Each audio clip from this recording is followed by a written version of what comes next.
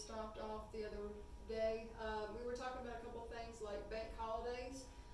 We said that FDR is going to try and restore people's faith in the banking system, and so because of that, he's actually going to close down banks across the board and call it a bank holiday. Because if you say holiday, that sounds a lot better than if you're just saying that you're closing down the banks and trying to fix it. So to try and restore people's faith in the banking system, they closed down the banks. We did create what we talked about, the FDIC, which is now an insurance policy, meaning now that your deposits are insured so they don't ever happen again, even though we already know some people are going to lose faith in the banking system and never really gain it back after that. We talked about the SEC, Security and Exchange Commission. We said that now that regulates the stock market so that people can't buy on margin, people can't speculate, there's not insider trading info happening to where we don't have another crash that happens like we did with the stock market crash. Don't forget that happened October 29th, 1929.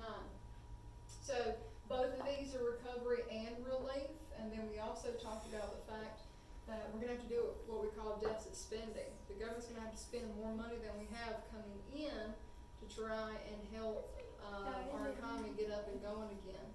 And we also know the government's going to start pumping money into the economy again, trying to get that economic wheel up and running so that we're going to start climbing up that ladder, digging ourselves out of the depression. Even though we said already it's going to take us getting into World War II to actually get us out of the hole that we're in. So we're going to keep going.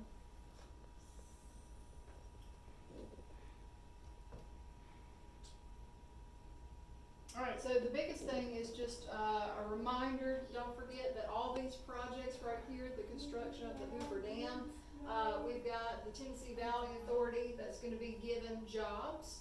And this one, you'll always know that it's talking about the Tennessee Valley Authority because it's going to be talking about creating electricity. They're going to be setting up power lines and transformers, and that will be spread throughout the South and Southwest, especially areas that don't have electricity yet.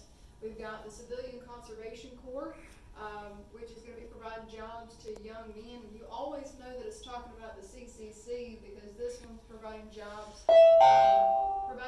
to young men, providing housing as well.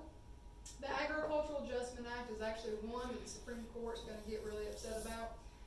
They don't like it because this is trying to provide pensions for farmers not to farm so that we don't have that surplus like we did, and we don't want to lose farmers, and they can't just sit there without a paycheck. So this one provides a pension so they don't have to go without, and they don't have to get out of farming. So now they have a paycheck coming in, but the Supreme Court says that's not fair because you're taking away their right that if they want to farm, you can't tell them not to farm.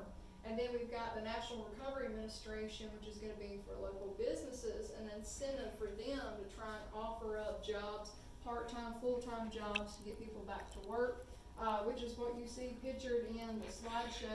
Here's an example of the CCC providing housing for those young men. We talked about that the other week. Here's an example of the NRA, restaurants displaying the Blue Eagle sign saying that we do our part to provide jobs and assistance. There's another picture of it. The Dust Bowl. So take a look at this picture. You see the dust storms coming through. I told you that it's going to consume whole houses, farms, kill livestock, crops, and it's all because of a drought. And we talked about all that loose topsoil that's sitting there. So the drought comes through, these windstorms pick up, farms are destroyed, it kills crops, it kills livestock. And a lot of people are just going to throw in the towel and give up. And we know a lot of people actually head west, going out to California. And we're going to nickname a lot of these Okies coming from Oklahoma, venturing out to California.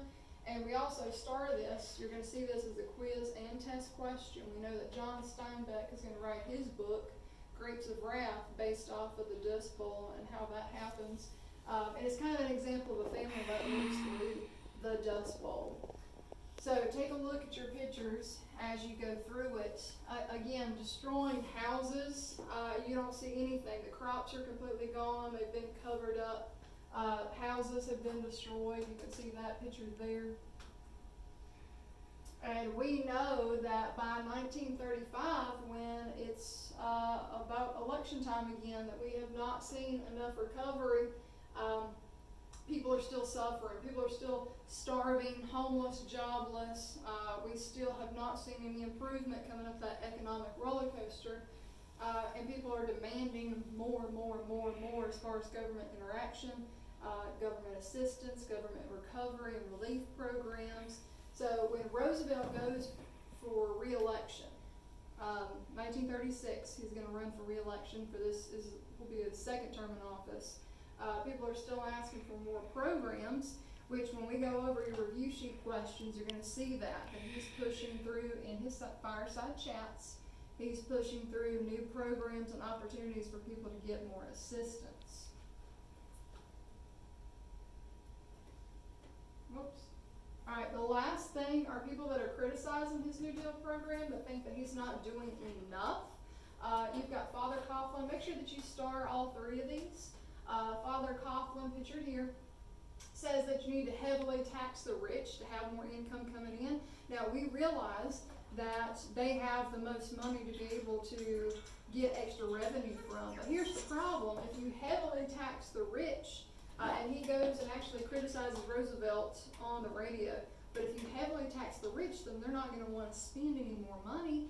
And if they're the only ones that have money to spend, you want them to be going out and hopefully using their money to open up jobs, to keep stores open, because they're probably the only ones that are still buying products. So if you heavily tax them, then they're not going to go out and spend any more extra money. Because again, if you're a millionaire or billionaire, you want to stay a millionaire and billionaire, so you don't want to go actually spend too much.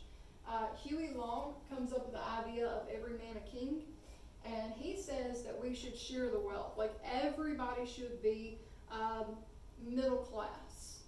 There should not be a lower, there should not be an upper. Everybody's middle class, everybody has jobs, everybody gets to go to college, everybody gets in an A car, to share the wealth. Level income, college and home for all, but here's the problem. You know that your upper class people are not going to want to give up, again, being millionaires and billionaires. So this isn't going to work. This is that philosophy of social Darwinism, that if you worked hard and earned it, that you shouldn't have to give it up, that you should be able to keep what you have. So that's not going to fly. And then you've also got Francis Townsend. Out of all three, he's the only one that comes up with an idea, and he says there should be a pension for the elderly, which is what we created as the Social Security Act, which we still have today. And he says that if you provide a paycheck for the elderly, then they can retire, and if they retire, that would open up jobs. So if you provide them a paycheck so they can stay at home and still meet their needs, then you can go and open up all these extra jobs for people. So again, we still have that in place today.